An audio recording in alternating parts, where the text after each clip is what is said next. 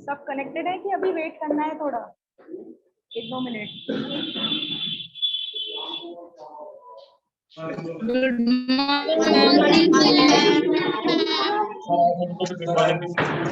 Morning. सब connected हैं? आगे सर आपसे बुला दीजिए, बोल देंगे।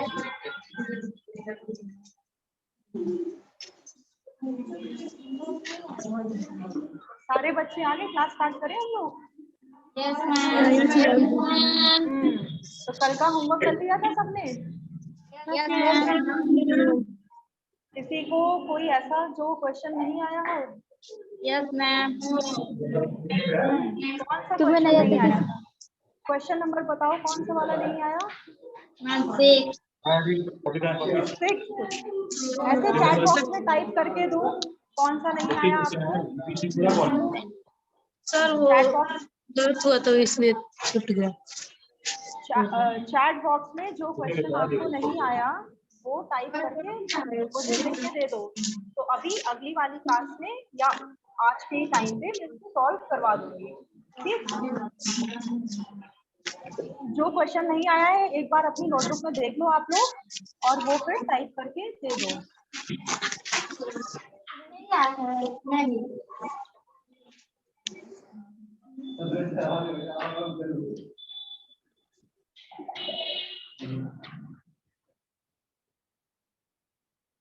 जल्दी से टाइप करो कौन सा नहीं आया। जो भी नहीं आया हो, जिन जिन बच्चों को जो जो क्वेश्चन नहीं आया हो वो सारे क्वेश्चन नंबर्स टाइप करके दे दो। क्वेश्चंस मेरे पास जो है वो लिखे हुए हैं।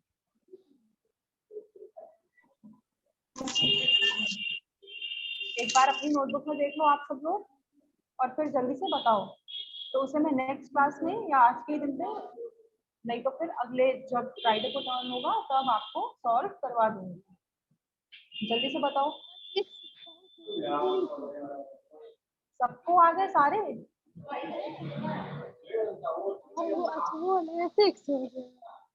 जिसको जो भी कोई भी प्रॉब्लम हो, ऐसे नहीं, मुझे क्वेश्चन नंबर टाइप कर दो, जैसे क्वेश्चन नंबर 5, क्वेश्चन नंबर 4, इस टाइप से क्वेश्चंस मेरे पास लिखे हुए हैं। क्वेश्चन नंबर 6, ठीक, क्वेश्चन नंबर 6। कोई और क्वेश्चन किसी को नहीं आया? क्वेश्चन नंबर 5, ठीक। और बेटा किसी को कोई क्वेश्चन नहीं आया? क्वेश्चन नंबर 7 और क्वेश्चन नंबर 4, ठीक। और क्वेश्चन नंबर 2, ठीक। और 1 और 3 बचे हैं, वो भी पूछो तो पूरी एक्सरसाइज डिस्कस हो जाएगी। क्वेश्चन नंबर 3, ठीक। 1 भी, 1 हो गया था सबसे? 1 सबने कर लिया 1 वाला? 2, ठीक। तो अभी जो नेक्स्ट क्लास होगी हमारी, इसके बाद वाली या उसके जो और बाद वाली क्लास होगी, उसमें हम लोग सारे क्वेश्चंस कर लेंगे, क्योंकि सबको कुछ ना कुछ नहीं आया है। तो ऑलमोस्ट सारे क्वेश्चन हो गए, सिर्फ क्वेश्चन नंबर 1 बच रहा है जो शायद सबने किया है। तो हम लोग एक बार 1 भी आ गया तो ठीक, हम लोग सारे क्वेश्चंस जो हैं वो डिस्कस कर लेंगे, ठीक है। तो उसके लिए उसकी चिंता मत करो, आपको इन सबके आंसर्स अभी थोड़ी देर बाद मिल जाएंगे, मैं सॉल्व करके आपको आपके सामने दिखाऊंगी, ठीक। तो कल वाला काम सबने घर पे जाके रिवाइज किया कि नहीं? यस और no? Yes ma'am. Yes ma'am. Good, सबको समझ में आया? Yes ma'am. तो मैं क्वेश्चंस पूछूं अब कुछ उससे रिलेटेड? Yes ma'am. सब तैयार है? Is everyone ready? ठीक। तो वेरिएबल्स क्या होते हैं, कौन बताएगा? कोई एक खड़ा हो और बताए मुझे वेरिएबल्स क्या होते हैं। वेरिएबल का मतलब क्या होता है? चर, जिसे हिंदी में चर बोलते हैं हम लोग। क्या था हमारे चैप्टर का नाम? दो चर वाले रैखिक समीकरण युग्म। तो चर का मतलब क्या होता है? यानी कि pair of linear equations in 2 variables. और वेरिएबल का मतलब क्या होता है? जल्दी से बताओ, कोई भी एक स्टैंड अप हो और बताए मुझे। A to Z नंबर के साथ प्रयोग करते हैं उसको अलग अलग होते हैं वो। गुड, अच्छा अटेम्प्ट था। अब A to Z नंबर्स नहीं बेटा, अल्फाबेट्स या लेटर्स, क्या अल्फाबेट्स या फिर लेटर्स, नंबर्स तो 1 2 3 4 हुए ना, तो A to Z number alphabets या लेटर्स यूज करते हैं हम लोग, और इसको यूज करने के बाद हम लोग उसको क्वेश्चंस में यूज करते हैं, और हर क्वेश्चन में इन वेरिएबल्स की अलग अलग वैल्यू होती है। इन हर वेरिएबल की क्वेश्चन टू क्वेश्चन जो वैल्यू होती है वो चेंज होती रहती है, यानी कि वैरी होती रहती है, और इस वजह से हम लोग इन्हें क्या बोलते हैं, वेरिएबल्स। क्या बोलते हैं, वेरिएबल्स। ठीक, तो ये होते हैं हमारे वेरिएबल्स। अब इसके बाद इक्वेशन क्या होती है, कौन बताएगा, इक्वेशन क्या होती है?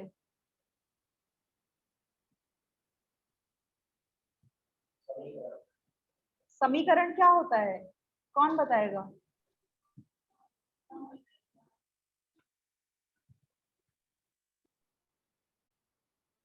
बताओ जल्दी से,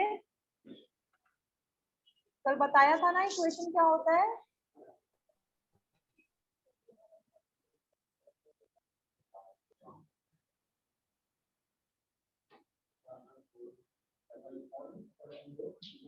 जल्दी से बताओ।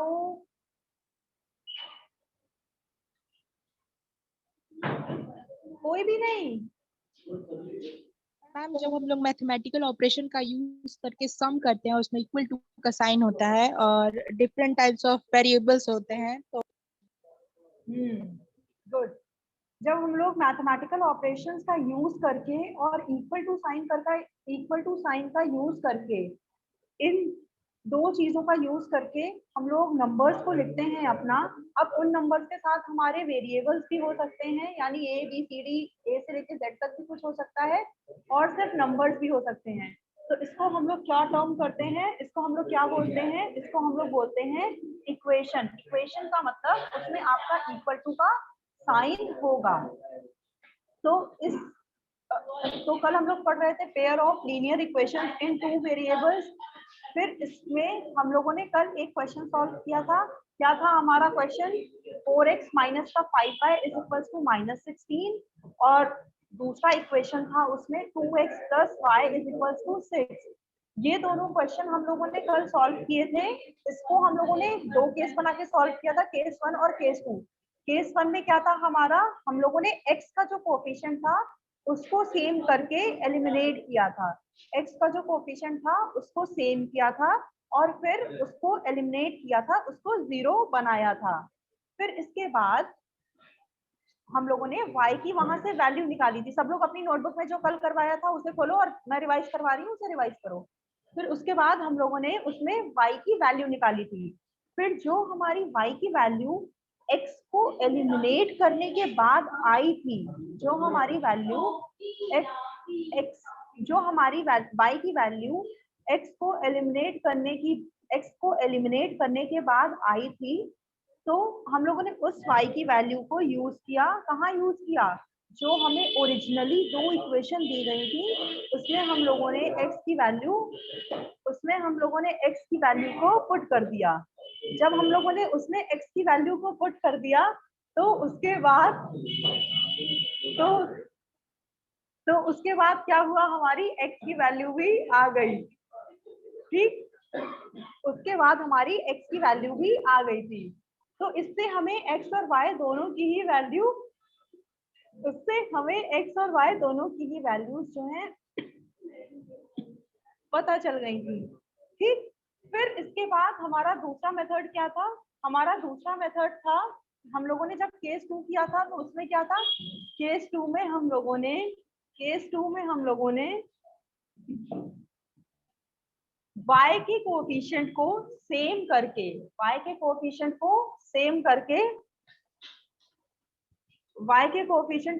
करके माइनस ऐड किया था आपस में। जब हम लोगों ने उसको आपस में ऐड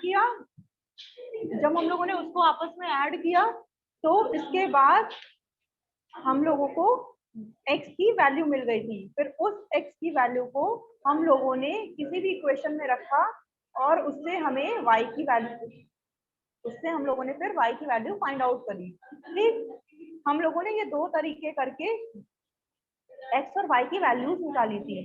फिर हम लोगों ने ये नोटिस किया कि जो हमारी x और y की वैल्यू थी, जो हमारी x और y की वैल्यू थी, वो दोनों ही केस में सेम आ रही थी। तो इससे हमें क्या पता चला था, इससे हम लोगों ने एक चीज जनरलाइज करी थी कि हम लोग चाहे दो इक्वेशंस जब हमको दी गई हैं, दो पेयर ऑफ इक्वेशंस दी गई हैं हमको, जब हमको पेयर ऑफ इक्वेशन दिया गया है तो हम लोग या तो x को एलिमिनेट करें या तो y को एलिमिनेट करें, आंसर जो आएगा हमारा वो सेम आएगा। एक इक्वेशन को सॉल्व करने के कई सारे मेथड्स हो सकते हैं, कई सारे मेथड्स आप यूज कर सकते हैं किसी भी पेयर ऑफ इक्वेशन को सॉल्व करने के लिए, लेकिन जब आप उसको सॉल्व करेंगे ना तो जो उसका आंसर आएगा, जो उसका सॉल्यूशन आएगा, वो हर बार सेम आएगा। तो आपके मेथड्स अलग अलग हो सकते हैं, लेकिन जो आपका आंसर होगा वो मैच करेगा। ठीक, अब इस चैप्टर में अगर हम लोग आगे बढ़ते हैं तो इस चैप्टर में ग्राफ पेपर का यूज है। तो नेक्स्ट टाइम क्या होगा, आप सभी लोग ग्राफ पेपर लेके आना, ठीक है, सब लोग ग्राफ पेपर लेके आना। तो उससे क्या होगा, उससे हम लोग ग्राफ प्लॉट करना, ग्राफ को बनाना सीखेंगे। ठीक, अब इस चैप्टर में हमारे कई सारे ग्राफ्स हैं। ये ग्राफ्स हमें कैसे, ये कौन सा ग्राफ कहाँ पे बनेगा, किस टाइप की लाइन बनेगी, ये हमें कैसे पता चलता है, ये हमें पता चलता है इन इक्वेशंस की मदद से, इन समीकरण की मदद से। ठीक, इन समीकरण की मदद से हमें ये पता चलता है। गीतांजलि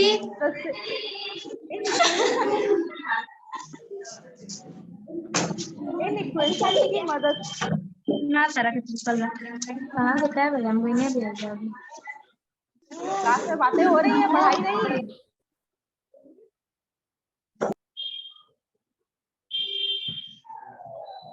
टीचर नहीं है क्या क्लास में इस समय? तो इन इक्वेशंस की मदद से हम लोग जो है बताएंगे कि किस टाइप की हमारा ग्राफ बनेगा या किस टाइप की हमारी लाइंस बनेगी। तो जो इस चैप्टर में हम लोगों को तीन तरह के सॉल्यूशन मिलेंगे। अभी वो सब हम लोग पूरा प्रॉपर करके देखेंगे तो तीन तरह के हम लोगों को लाइंस बनेंगी। एक फर्स्ट टाइप है जब आपस में दोनों लाइन एक दूसरे को काटेंगी किसी पॉइंट पे, दो लाइन आपस में एक दूसरे को काटेंगी किसी पॉइंट पे। तो जो इस टाइप का हमारा ग्राफ, जो इस टाइप का हमारा सॉल्यूशन आएगा उसको हम लोग बोलते हैं यूनिक सॉल्यूशन। क्या बोलते हैं उसको हम लोग? Unique solution. अगर हिंदी में बोले हम लोग तो उसको बोलते हैं अद्वितीय हल। क्या बोलते हैं उसको? अद्वितीय हल, यानी कि यूनिक सॉल्यूशन। फिर इसके बाद एक दूसरा ग्राफ बनेगा जिसमें दो लाइंस आपस में पैरेलल होंगी। पैरेलल लाइंस का मतलब क्या होता है? पैरेलल लाइंस वो लाइंस होती हैं जो कभी भी आपस में मिलती नहीं है। जैसे ट्रेन का ट्रैक, ट्रेन के ट्रैक में जो दो लाइंस होती है ना, वो कभी भी आपस में नहीं मिलती। तो वो क्या, किस चीज का एग्जाम्पल है? वो पैरेलल लाइंस का आपका एग्जाम्पल है। तो जो पैरेलल लाइंस होती हैं वो कभी भी आपस में आपको कहीं पे भी नहीं मिलेंगी। पैरेलल लाइंस जो होती हैं they never intersect each other. They never intersect each other का मतलब होता है कि वो आपस में जाके कभी भी आगे नहीं मिलेगी, चाहे कुछ भी हो जाए। ये उसकी कंडीशन है, ये उसकी कंडीशन है। और जो मैंने पहला ग्राफ बनाया था, जब दो लाइन आपस में एक दूसरे को कट करेंगी तो इस तरह की लाइन को मैथ्स की भाषा में बोलते हैं इंटरसेक्टिंग लाइंस। क्या बोलते हैं? Intersecting lines. क्या बोलते हैं? Intersecting lines. ठीक, तो मैथ्स में इसको, इन लाइंस को हम लोग बोलते हैं इंटरसेक्टिंग लाइंस।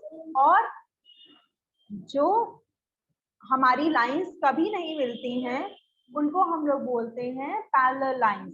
तो इंटरसेक्टिंग लाइंस का एग्जांपल हो गया जब आप क्रॉस बनाते हो, और पैरेलल लाइंस का एग्जांपल हो गया ट्रेन का ट्रैक। फिर इसके बाद जो तीसरा तरह का ग्राफ है हमारा, वो बनेगा एक के ऊपर एक लाइन। हो सकता है कुछ पॉइंट्स आपके ऐसे हो जो पूरे के पूरे कोइंसाइड कर रहे हो। कोइंसाइड का मतलब होता है एक के ऊपर एक। कोइंसाइड का मतलब होता है एक के ऊपर एक। तो कुछ पॉइंट्स ऐसे होते हैं जो एक के ऊपर एक होते हैं, दोनों ही लाइंस के सेम पॉइंट्स होते हैं, दोनों ही लाइंस के सेम पॉइंट्स होते हैं। तो जब हमें इस तरह का सॉल्यूशन मिलेगा हमारी इक्वेशंस की मदद से, तो हम लोग उस तरह के सॉल्यूशन को बोलेंगे इनफाइनाइट मेनी सॉल्यूशन। क्या बोलेंगे? Infinite many solution. और अगर हिंदी में बोले तो अनंत हल। अगर हिंदी में बोले तो अनंत हल। अब इससे पहले जो हम लोगों ने पैरेलल लाइंस बनाई थी वो आपस में कभी भी नहीं मिलेंगी, तो जो उनका सॉल्यूशन होगा वो कभी भी सेम नहीं होगा, कभी भी जो है उनका सॉल्यूशन सेम नहीं होगा। तो इस तरह की ग्राफ से जो हमें सॉल्यूशन मिलता है उसको हम लोग बोलेंगे असंगत हल। क्या बोलेंगे? असंगत हल, मतलब कि नो सॉल्यूशन। असंगत हल, नो सॉल्यूशन। इसमें नो सॉल्यूशन क्यों? क्योंकि ये लाइन कभी नहीं मिलेंगी, तो इस वजह से कोई भी इसमें कॉमन पॉइंट नहीं है। इस वजह से ये है एक असंगत सॉल्यूशन, असंगत हल, नो सॉल्यूशन। और 3 सॉल्यूशन हमें कौन कौन से मिले? पहला है यूनिक सॉल्यूशन, दूसरा है हमारा इनफाइनाइट मेनी सॉल्यूशन, और तीसरा है हमारा नो सॉल्यूशन। इन यूनिक सॉल्यूशन हमें कब मिलता है? जब हमारी लाइंस होती हैं, जो हमें इक्वेशंस दी हैं उनकी मदद से जब हम लोग पॉइंट्स निकालते हैं और लाइंस बनाते हैं, तो वो जो लाइंस है हमारी वो आपस में इंटरसेक्ट करती हैं, वो आपस में इंटरसेक्ट करती हैं। तो इस तरह की लाइंस को हम लोग बोलते हैं यूनिक सॉल्यूशन। इस तरह की लाइंस हमें प्रोवाइड करेंगी यूनिक सॉल्यूशन। फिर इसके बाद आता है हमारा इनफाइनाइट सॉल्यूशन। इनफाइनाइट सॉल्यूशन हम लोगों को कब मिलता है? जब हमारी लाइंस आपस में एक दूसरे के ऊपर होती हैं, ओवरलैप करती हैं, एक दूसरे के पूरी की पूरी ऊपर होती हैं। तो इसमें हम लोगों को क्या मिलता है? बहुत सारे सॉल्यूशन मिलते हैं। हर जो पॉइंट होता है, अभी जब हम लोग सॉल्व करेंगे अभी और इसको ड्रॉ करेंगे समझेंगे, तब आप लोग देखिएगा। अभी सिर्फ उसका एक ऊपर ऊपर का है, तो जब हम लोग उसको ड्रॉ करेंगे तो एक लाइन दूसरी लाइन को पूरी की पूरी ओवरलैप कर रही होगी, मतलब एक लाइन दूसरी लाइन के ऊपर होगी। तो इसमें हर पॉइंट जो जितने भी सारे पॉइंट्स होंगे वो हमारे सॉल्यूशन होंगे। तो इससे हमारे पास इनफाइनाइट सॉल्यूशन आ जाएंगे। और जब हमारे पास इनफाइनाइट सॉल्यूशन आएंगे तो हम लोग इस तरह के सॉल्यूशन को हिंदी में बोलते हैं अनंत हल। तीसरा टाइप क्या था हमारा? तीसरा था हमारा अनंत असंगत सॉल्यूशन, यानी कि नो सॉल्यूशन। असंगत सॉल्यूशन यानी कि नो सॉल्यूशन। नो सॉल्यूशन में क्या था हमारा? जो हमारी लाइंस थी वो पैरेलल थी, जब हमारी लाइंस पैरेलल थी तो इसमें हम लोगों को मिल रहा था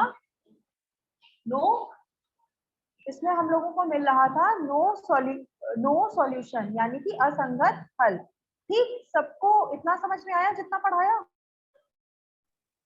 इतना सबको थोड़ा थोड़ा तो समझ में आया होगा ना? Yes ma'am. अभी हम लोग इसको सॉल्व करेंगे तो फिर आपको अच्छे से आ जाएगा। ठीक, सबको आ गया ना इतना समझ में? Yes ma'am. किसी को यहाँ तक कोई भी डाउट, किसी भी इंग्लिश वर्ड में डाउट? 1 मिनट है, जितना पढ़ाया जल्दी से समराइज करो और बताओ। किसी को कोई भी इंग्लिश वर्ड में डाउट हो तो पूछो, जल्दी से पूछो।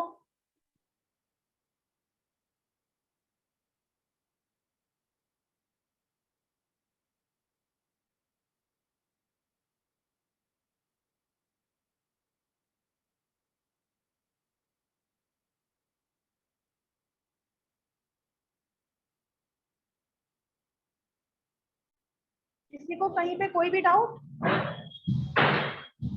किसी को कहीं पे कोई भी प्रॉब्लम यहाँ तक? तो अब हम लोग अपनी नेक्स्ट मीट में, जो अभी इसके बाद लिंक में ज्वाइन करूंगी, उसमें इन सभी ग्राफ्स को मैं आपको बताऊंगी कि नो सॉल्यूशन कब आएगा, इनफाइनाइट सॉल्यूशन कब आएगा और यूनिक सॉल्यूशन कब आएगा। इक्वेशन को देख के ही हम लोग बता सकते हैं कि कब हमारा यूनिक सॉल्यूशन आएगा, कब हमारा इनफाइनाइट सॉल्यूशन आएगा और कब हमारा नो सॉल्यूशन आएगा। तो ऐसा इक्वेशंस में क्या होता है, कैसे होता है, ये सब हम लोग अभी हम लोग ये सब करेंगे।